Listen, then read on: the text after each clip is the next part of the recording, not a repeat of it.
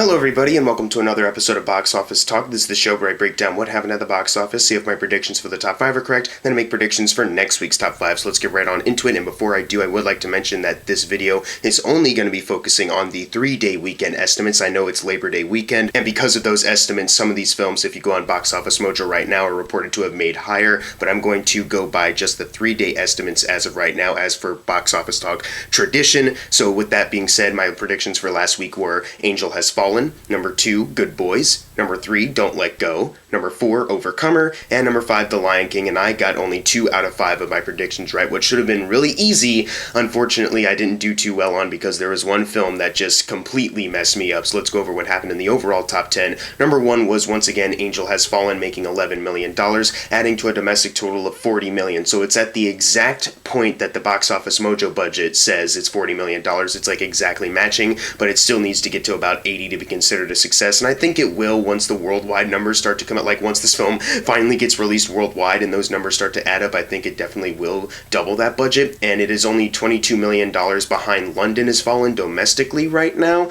and I'm not sure if it will be able to outgross London Has Fallen, if I'm being entirely honest, because this is already a pretty low number for this weekend, and It Chapter 2 is literally right around the corner and is probably going to cream a lot of stuff at the box office, so really I'm not too sure. At least this movie is $2 million behind the director's previous film Snitch, which I definitely will be seeing that happen. We will definitely be seeing that happen in the next couple days. Number 2 was, once again, Good Boys, making $9 million, adding to a domestic total of $56 million, and worldwide it is sitting at $70 million. It is so great to see this film doing very well. It's tripled that $20 million budget, and it is $10 million away from quadrupling that. I think it would be pretty awesome if we saw this film get to $100 million worldwide, and though it's $30 million away from that right now, you might say it's a little unlikely. I think it has a solid chance of getting there if more places screen this film worldwide, at least. So fingers crossed, hoping for the best for this film. Number 3, we have The Lion King, making $6.7 million, adding to a domestic total of $520 million.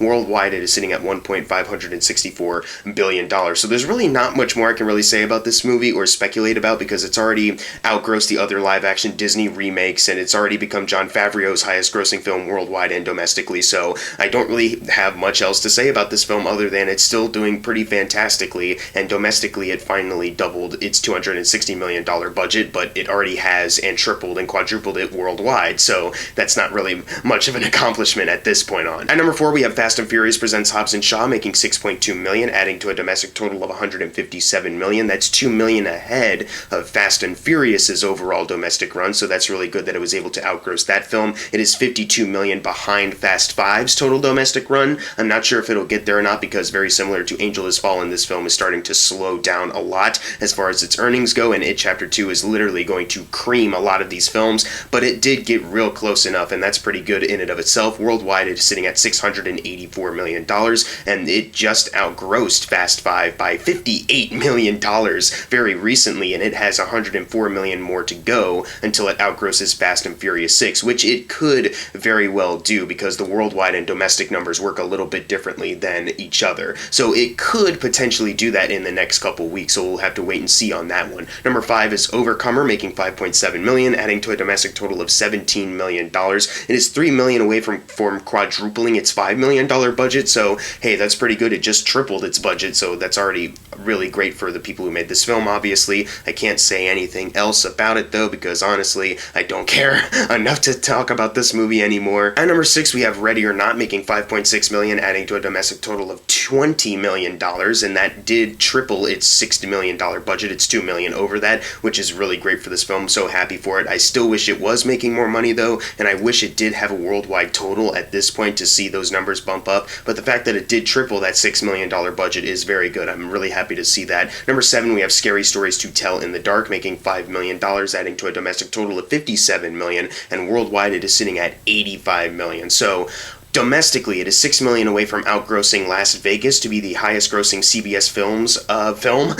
So I think we definitely will be seeing that happen by next weekend. And worldwide, it is $3 million away from outgrossing 5 Feet Apart, and then getting into the worldwide totals for CBS's top 3, right behind Woman in Black and Las Vegas once again. But at least domestically, it's about to be their highest-grossing film. Worldwide, it still has some more money to gain, and I'm not sure if it will gain that much, but domestically, it's almost there. Number 8, we we have Spider-Man Far From Home. This movie got re-released and it got it $4.2 million, adding to a domestic total of $384 million, and domestically that puts it $19 million behind outgrossing the first Spider-Man film by Sam Raimi. It's still probably not going to do that at all. Like, I don't think this re-release is going to get more popular. Like, it's definitely going to start dying down, but hey, you're a little bit closer now. And domestically, it is also $4 million from outgrossing Guardians of the Galaxy Volume 2, so maybe in the next couple days, if people are still going out to see the re-release, that'll eventually get it past that point.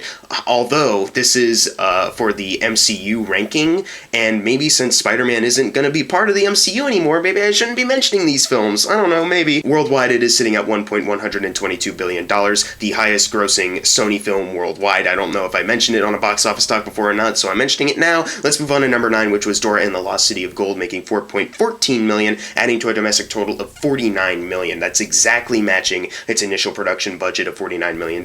Worldwide, it is sitting at 75. It still needs about $98 million, though, to be considered a success, and since it's starting to die down a lot and it's about to leave the top 10, I don't think we will be seeing that happen, but it got close enough, sorta. Number 10, we have the Angry Birds Movie 2, making $4.11 million, adding to a domestic total of $33 million. Domestically, it is $7 million away from outgrossing The Star. It just outgrossed Pirates, Band of Misfits, and it's $7 million away from outgrossing The Star, so it would be like the third to last highest grossing Sony Pictures animation film domestically, but that still doesn't do much for it. It's already the third to last highest grossing worldwide, and worldwide it is only sitting at $93 million. It's a very unremarkable financial gain for this film. They've lost a lot of money on this because they did not reach the doubling point, which would be around $130 million, which really sucks because this movie I think is better than the first one, but whatever. I think a lot of people just weren't interested to see this one this time around. And finally, the one I predicted for number 3 actually landed at number 14, Don't Let Go, only making $2 million on a budget of $5 million. Usually I'd say with a budget this low, it'll probably double that in no time, but since it opened to $2 million